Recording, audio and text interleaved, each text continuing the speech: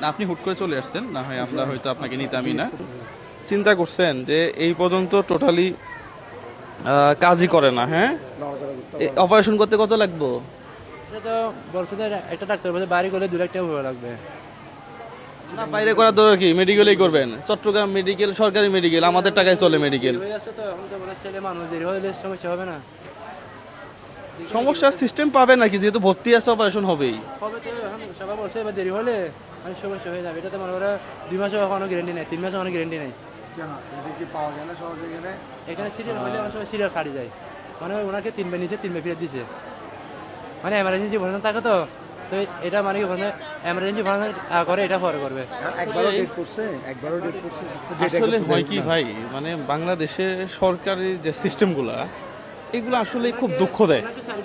আপনি জানেন একটা রুগীকে আমরা অপারেশন করতে যাই, ইমার্জেন্সি রুগী, অ্যানাস্থেসিয়া দিয়ে ঠিক আছে, ওটা না হয় দিলই, কিন্তু মানে সবকিছু রেডি, অপারেশন করাবে, সিরিয়াল পাইতেছে না। এটা কেমন, মানে কত বড় একটা আপনি দেশের ব্যর্থতা আপনি চিন্তা করতে পারেন। একটা দেশ সরকার চিকিৎসা নিরাপত্তা যেটা, চিকিৎসার ব্যবস্থা যেটা, সেটা দিবে, এটা হচ্ছে সরকারের প্রথম অঙ্গীকার। খাদ্যদ্রব্য, বাসস্থান, মৌলিক অধিকারের মধ্যে একটা হচ্ছে চিকিৎসা। আর রোগী রেডি, সিরিয়ালের জন্য আমরা তাকে ওটিতে নিতে পারতেছি না, অথচ এই দেশের টাকা মানুষ পাচার করে। দুঃখ লাগে সত্যি, এই দেশের টাকা মানুষ অন্য দেশে পাচার করে সুইস ব্যাংকে রাখে, বাড়ি গাড়ি বানায়। এই দেশের চিকিৎসা ব্যবস্থা এত সুন্দর করা দায়িত্ব আপনি চিন্তাই করতে পারবেন না। পাশের দেশ ইন্ডিয়া তো ভিসাই দিচ্ছে না এখন, মানে হাহাকার শুরু হয়ে গেছে এখন ভাই, ইন্ডিয়া ভিসাটা দেওয়া বন্ধ করাতে। অথচ আমরা এই যে এক একজন বছরের পর বছর ক্ষমতায় থাকি, থাকার পরে খালি বলি উন্নয়ন, এই করছি আমি, ও বলছে আমি ওই করছি, ওর ব্যানার সে টান দিয়ে ওর বাপের নামে লাগায়, ও ওর মায়ের নামে লাগায়। কিন্তু এই যে দেশের জন্য যে কাজ করা, হ্যাঁ, এরকম সরকারি মেডিকেলে নিচে অসংখ্য রোগী পড়ে থাকে, ডাক্তাররা করবে কি? ডাক্তাররা কি করবে? ডাক্তাররা সামলাইতে পারে না। এখানকার যে পরিচালক, ও মনে হয় ঘুমাইতে পারে না, যে এত রোগী আরো যদি আসে আমি কি করব। এখানকার পরিচালকের কিছু করার আছে? কিছু করার না, উনি কি করবে? এখানকার ডাক্তার যারা আছে তাদের কিছু করার আছে? লিমিটেশন আছে। হ্যাঁ, এরা তো খালি দোয়া খায়ের করে ভাই, যে রোগী যেন কম আসে। কি করবে? একটা ডাক্তার হয়তো ডেইলি 3 জন প্রপারেশন করতে পারবে, এর বেশি করতে এর মতো পারবে? 10 জন চলে আসলে ডাক্তার কি করার আছে? ডাক্তার কি করে হবে? এখনকার এই যে মেডিকেলের ডাক্তাররা সারাদিন বসে দোয়া খায়ের করে যে রোগী যেন না আসে, এছাড়া কি করবে আর?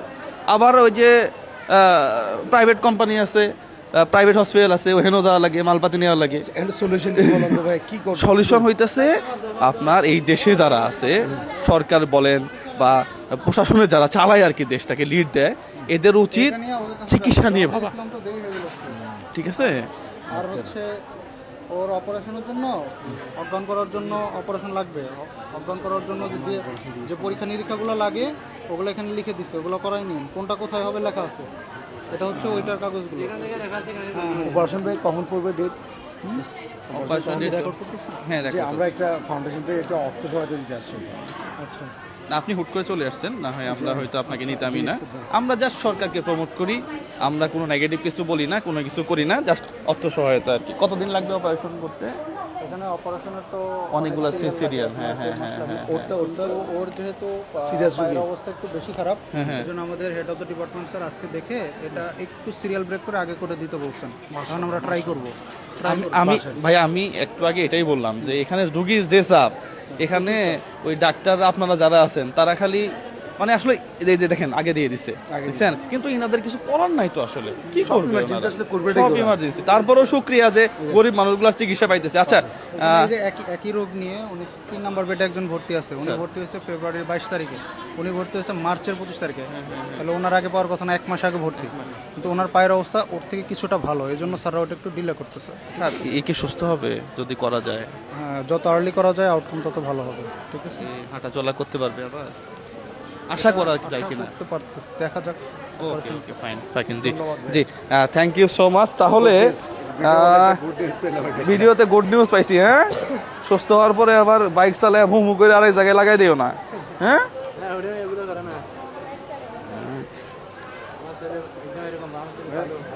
ভালো না ছেলে ভালো বলো তো আমরা ভাই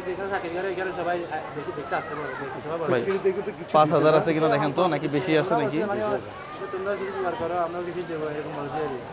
5,000 না? আচ্ছা, এই যে 5,000 টাকা, এটা নগদ অর্থ, হ্যাঁ, এটা আমার পক্ষ থেকে জাস্ট ব্রেন মেসেজ 001 এর পক্ষ থেকে, এটা রোমা আপু নামে একজন আছে, হ্যাঁ, উনি এই সহযোগিতাটা করছে। আর আমরা দোয়া করি আপনি সুস্থ হন। পাশাপাশি যার সাথে যোগাযোগ করতেছেন যোগাযোগ রাখবেন, যখন ইমার্জেন্সি অপারেশন আসবে আর কি, হ্যাঁ, অপারেশনের সময় আমরা চেষ্টা করব। ওষুধপত্র লাগে যদি জোগাড় করতে না আর পারেন, ওষুধপত্র যদি জোগাড় করতে না পারেন, হ্যাঁ, ছেলে ভালো হবে কিনা, ছেলে ভালো হবে। আর ও যদি ভালো হয় তাহলে এই দেখেন তো একটা ইয়াং ছেলে 18 বছর বয়স, এ দৌড়ায় বেড়াবে, হ্যাঁ, এই মানুষের জন্য কাজ করবে, ফ্যামিলির হাল ধরবে, একটাই ছেলে তো না আসলে। দেখেন নিয়ে আজকে বাইরে পাঠাবো, হসপিটাল বাহিরে পাঠাবেন আশা করে রাখছিলেন। বাড়ি কাজ করতে পারবো না। ভারী কাজ না করবো, অন্তত এর দাঁড়াক আর কি, হ্যাঁ, আমরা এটা চাই।